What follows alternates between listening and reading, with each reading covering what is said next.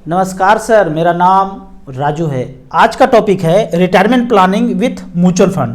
मान लेते हैं कोई 7 साल नौकरी बचा हुआ है, 8 साल बचा है, 10 साल बचा है, 12 साल बचा है और पहली बार आपने म्यूचुअल फंड के बारे में जाना, वीडियो देखा, अध्ययन किया और कभी म्यूचुअल फंड में किया नहीं, लेकिन इतने ही ड्यूरेशन में आपको रिटायरमेंट प्लानिंग करना है।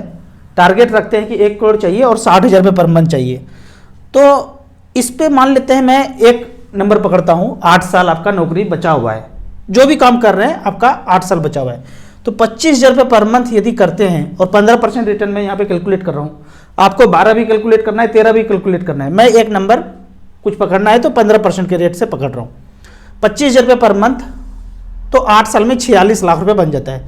इस 46 लाख को अब आप रिटायर कर गए, अब पैसा आ नहीं रहा है आपके अकाउंट में सैलरी, इस 46 लाख को 6 साल पहुँच कर देंगे, जो रिटायरमेंट बेनिफिट मिलेगा, जो पेंशन मिलेगा उसी में गुजारा करेंगे। 6 साल इस पैसे को छोड़ देंगे, पहुँच कर देंगे, वहीं पे होल्ड कर देंगे, तो ये पैसा 1 करोड़ रुपया लगभग बन जाएगा। जब ये 1 करोड़ रुपया बन जाएगा तो आने वाले 15 साल में 60,000 रुपये पर मंथ लेना शुरू करेंगे। जब ऐसा लेंगे मात्र 10% के रेट से 1 करोड़ रुपया से 60,000 पर मंथ ले भी रहे हैं और बाद में बैलेंस ये बच भी जाएगा। जब ये बैलेंस बचेगा तो यहाँ से आप जो 60,000 ले रहे थे 1,20,000 रुपये पर मंथ पेंशन कर सकते हैं। मतलब कि हर 15 साल में जब ये मूलधन आपका डबल हो जाए तो अपने पेंशन को भी बढ़ा सकते हैं। उदाहरण के तौर पे यहाँ पे लाइव एग्जांपल लेते हैं। पहले एसआईपी किया, एसआईपी है, लमसम है, पेंशन है। 25,000 का एसआईपी किया, 8 साल तक 15% के रेट से 24 लाख आप जमा कर पाए और 46 लाख 48,000 रुपया बन गया।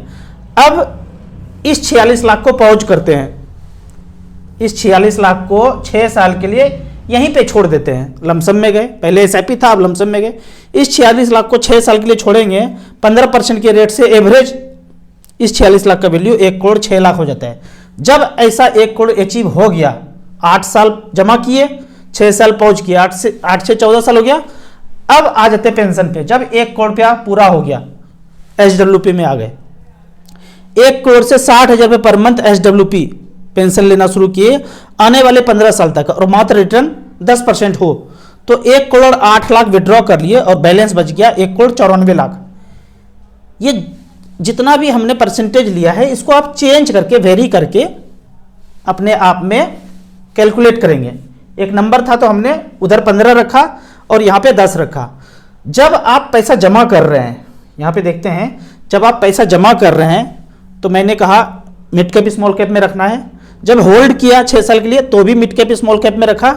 उसके बाद जब 1 करोड़ अचीव हो गया, इस पैसे को स्विच करके बैलेंस फंड में आ गए 1 करोड़ और यहाँ से 60,000 रुपये पर मंथ लेना शुरू किया। लेकिन यहाँ पे एक चीज़ और ध्यान रखना है, यदि इस ड्यूरेशन में आपका पैसा 1 करोड़ 20 लाख, 1 करोड़ 30 लाख, 1 करोड़ 40 लाख हो गया मिड कैप स्मॉल कैप में, तो 20 से 25% गिरावट सहने के लिए तैयार रहिए।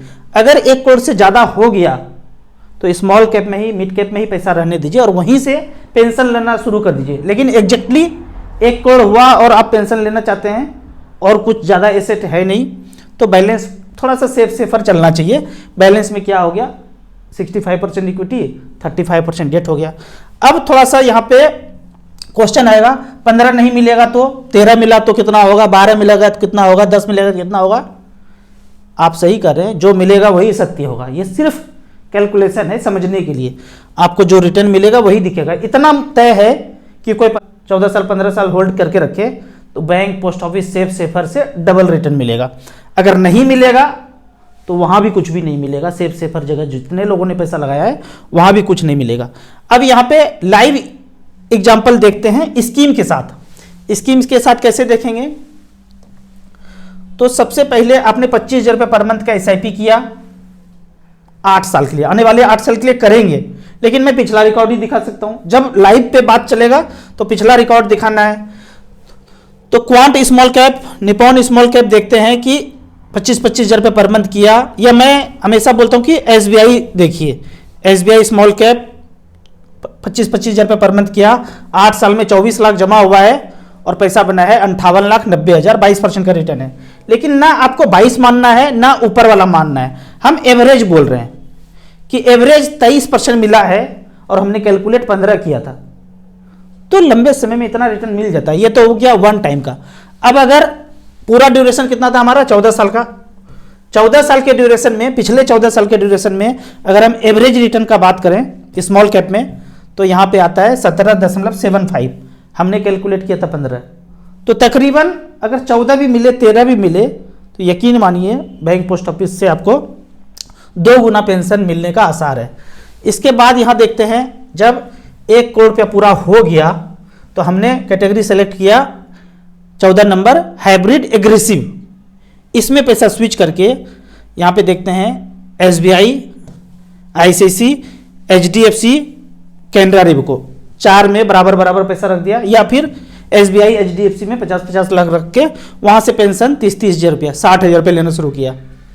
रिकॉर्ड है पिछले 10 साल का, 2014 से लेके 2024 तक 1 करोड़ रखा, 60-60 हज़ार रुपये पर मंथ लिया। जब पूरा हो गया 1 करोड़, उसके बाद 60-60 हज़ार रुपये लेना शुरू किया। तो पिछले 10 साल में 72 लाख रुपया ले चुके हैं। 1 करोड़ था उसमें 72 लाख खा चुके हैं।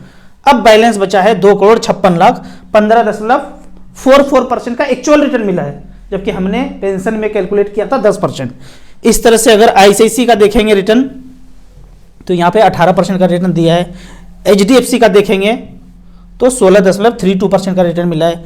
और AUM देखेंगे तो सबसे हाइयर AUM इसका है 29,000 करोड़। SBI में देखेंगे तो 64,000 करोड़। तो इस तरह से खुद में आप 2-3 दिन कैलकुलेट कीजिए सारे कैलकुलेटर को, SIP, वन टाइम पेंशन, उसके बाद लाइव रिटर्न को चेक करेंगे तो आप कॉन्फिडेंट हो जाएंगे। कम ही समय बचा हो, चाहे 5 साल बचा हो, तो ज़्यादा अमाउंट कीजिए। कोई ज़रूरी नहीं है कि आपको 1 करोड़ का ही टारगेट रखना है, 50 का टारगेट रख लीजिए। 50 का नहीं होता है, 20 का टारगेट रख लीजिए।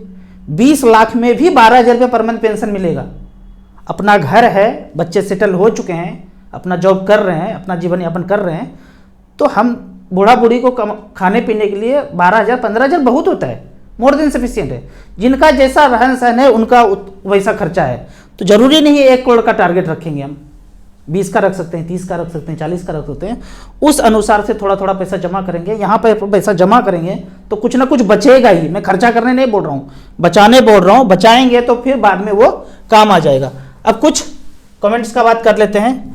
कमेंट्स में यहाँ पे क्वेश्चन पूछा गया है, म्यूचुअल फंड करने के बाद कौन कौन सा डॉक्यूमेंट्स रखना चाहिए। जब आपको मेल आता है फोलियो नंबर AMC वाइज, एक तो आप AMC वाइज स्टेटमेंट रख लीजिए, एक कार्वी कैंप से कंसोलिडेटेड आएगा, उसको भी प्रिंट आउट करके रख लीजिए। बाकी कुछ भी रखने की जरूरत नहीं है, एक डॉक्यूमेंट से उसको लेके रख लीजिए।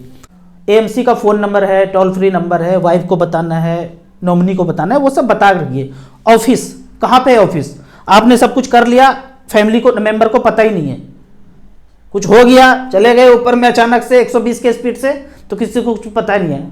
पड़ा हुआ 1 करोड़, कुछ नहीं पता है। ऑफिस जाइए, बीच बीच में 3-4 महीना में ऑफिस विजिट कीजिए, स्टेटमेंट लीजिए, सब कुछ ये सब पता होना चाहिए। मेरा एक यूलिप प्लान चल रहा है 6 साल से बजाज एलियांज में, और 3,000 महीने दे रहा हूँ। अभी तक 9% का रिटर्न दिया है। उसको सरेंडर करके म्यूचुअल फंड में इन्वेस्ट कर दूँ? बिल्कुल। सुबह सुबह उठिए, चाय पीजिए और सीधा जाइए, सरेंडर कीजिए। और 3,000 रुपये पर मंथ, 1,000 रुपये का 3 SBI, HDFC, ICICI small cap ले लीजिए। जो भी लॉस हो रहा है सब रिकवर हो जाएगा। जब जागा तब सवेरा, बंद कीजिए और वहाँ शुरू कर दीजिए। सर 5,000 रुपये पर मंथ का शॉर्ट टर्म के लिए करना है, एज 55 है, 5,000 रुपये पर मंथ करना है। भले ही शॉर्ट टर्म आप बोल रहे हैं, लेकिन आप 5 साल भी करेंगे, जब आपको रिटर्न दिखना शुरू होगा ना, तो आप उसको ज़्यादा आगे भी कंटिन्यू करेंगे। कहने के लिए बोलते हैं कि शॉर्ट टर्म टाइम है, लेकिन कोई म्यूचुअल फंड में जब पैसा बढ़ना शुरू होता है, जब आपको ग्रोथ दिखता है, मिनिमम आप 5 साल के लिए कीजिए, जब ग्रोथ दिखेगा तो आप कंटिन्यू कीजिए। 5,000 रुपये पर मंथ है। जब आप 5,000 रुपये के लिए फंड के लिए पूछते हैं तो 1,000 का 5 स्मॉल कैप जो टॉप में AUM वाइज आपको दिखता है। एक आप इंडेक्स फंड भी ले सकते हैं, SBI 250 इंडेक्स फंड। बाकी 4 स्मॉल कैप एक्टिव फंड में आप करके 5 साल चलाइए। आगे है 3 लाख PF में है, 5 साल के लिए कहाँ इन्वेस्ट करूँ। अगर PF वाला पैसा है और 5 ही साल ड्यूरेशन है तो उसके लिए आप मल्टी कैप, फ्लेक्सी कैप देख सकते हैं। यहाँ पे हमने सेलेक्ट किया है 8 नंबर कैटेगरी में StarSIP.in में मल्टी कैप।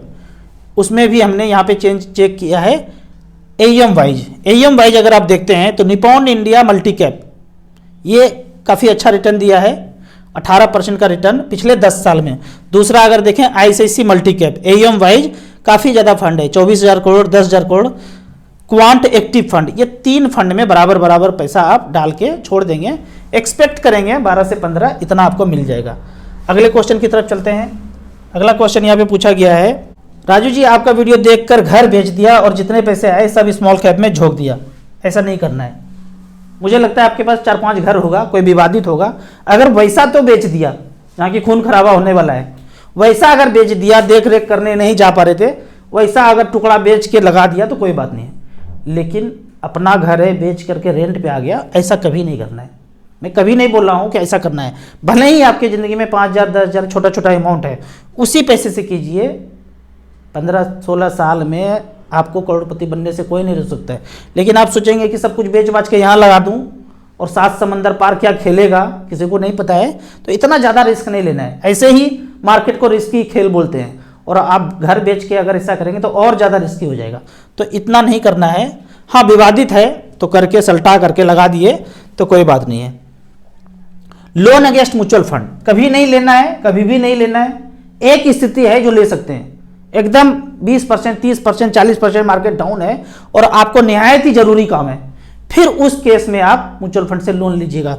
बाकी कोई तरीका मुझे नहीं लगता है कभी भी किसी भी सिचुएशन में, क्योंकि कहने का ब्याज बोलते हैं कम है, मुझे लगता है कि 12% तक है। ऐसा झोल मोल करके कैलकुलेशन कराएंगे ना तो आपको पता ही नहीं चलेगा। तो नहीं लेना है, छोटा मोटा काम है, जब पैसा आए तब उस काम को कीजिए। जरूरी है पैसा रिडीम कीजिए, वो काम कीजिए। आप लोन जब लेंगे तो ईएमआई तो देना पड़ेगा ना, ब्याज तो देना पड़ेगा ना, तो रिडीम कीजिए और जो ब्याज देना था जेब से उसका एसआईपी झोंकते जाइए।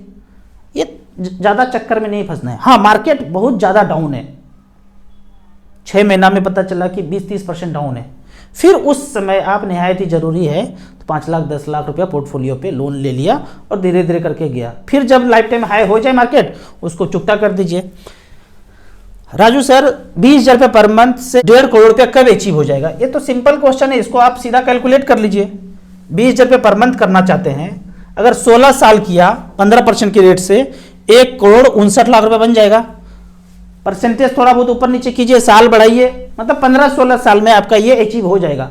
बीच बीच में थोड़ा थोड़ा पैसा अगर डालते रहेंगे तो 15-16 साल में ये पैसा अचीव हो जाएगा। आपका जो 1.5 करोड़ का टारगेट है वो अचीव हो जाएगा, बशर्ते आप मिड कैप स्मॉल कैप में पैसा डालते रहिए।